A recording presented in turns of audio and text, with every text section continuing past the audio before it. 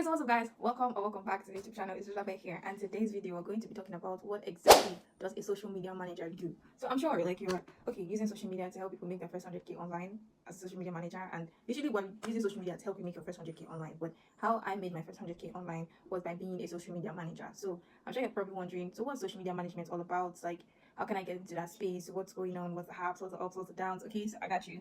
So first of all, social media management is technically how you manage a physical shop, and now it's just online.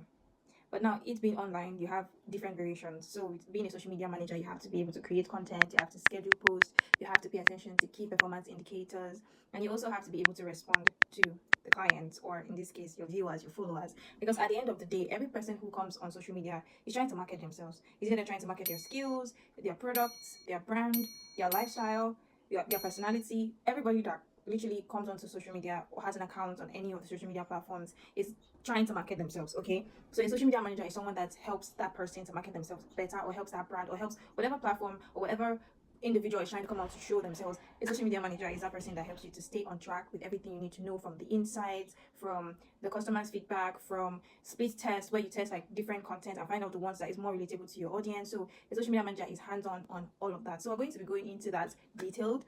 So first off, creating content. So basically, creating content exists in so many diverse means. There's you creating content. Let's say you're a singer and you have a very amazing voice and you want the whole world to hear your voice more. Prior to social media, prior to internet, prior to having a phone, you probably have to go to a talent factory or a talent agency. You have to go and register before people can even recognize your voice. Or some people even start from like choir to start getting recognized by persons, and then from there they might go for competitions and stuff like that. So that was like the traditional way of getting recognized if you want to, be recognized as a singer, or if you're passionate about singing. But now with social media, you can just get your phone, choose any platform that you desire. It could be TikTok, it could be YouTube, it could be Instagram, and literally start uploading videos of yourself with your natural singing voice. And before you know it, if someone really likes and relates to you, and then they really like your voice, before you know it, you start growing your following, and before you know it, you start getting recognized as a singer. So the thing with being a social media manager is you may not know the type of content that relates with your audience. So there are different formats when it comes to content creation.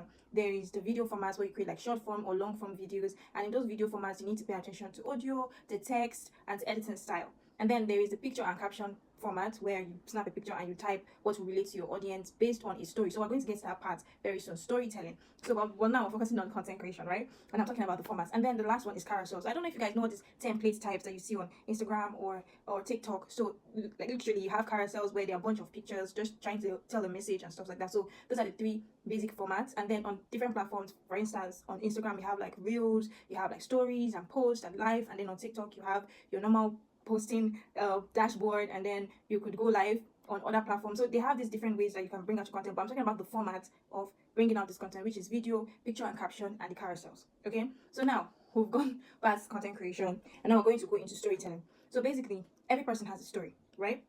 And it's a story that people relate to.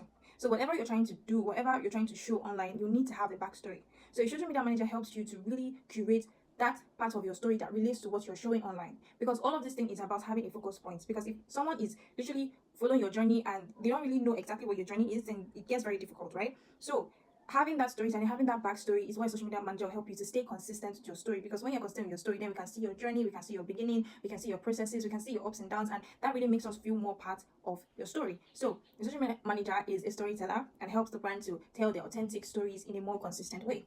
So now we'll move on to key performance indicators. So on different platforms, they're what they call insights, some call it metrics, right?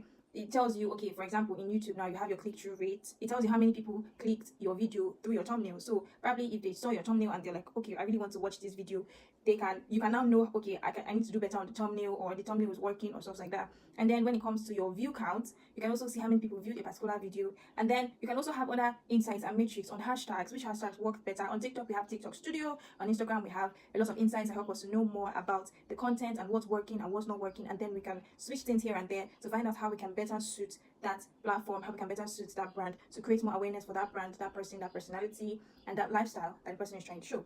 And then finally, the management aspect of it, which is like the feedback, the comments, the replying the comments, and maybe if you're a business that you need people to like pay, that whole process, that whole automatic process of, okay, you have to pay to get the product and all of that. So social media manager handles that and a lot more basically. So I'm just trying to let you all know exactly like the world of a social media manager and how very interesting it is, but also very stressful, right? Because then you always have to keep experimenting. And I hope I'm able to tell you and give you a little bit of insight into the world of a social media manager. And very soon we'll be talking about social media marketing and all of that down the line. So make sure you stay tuned for the next video. See you in the next one. Bye.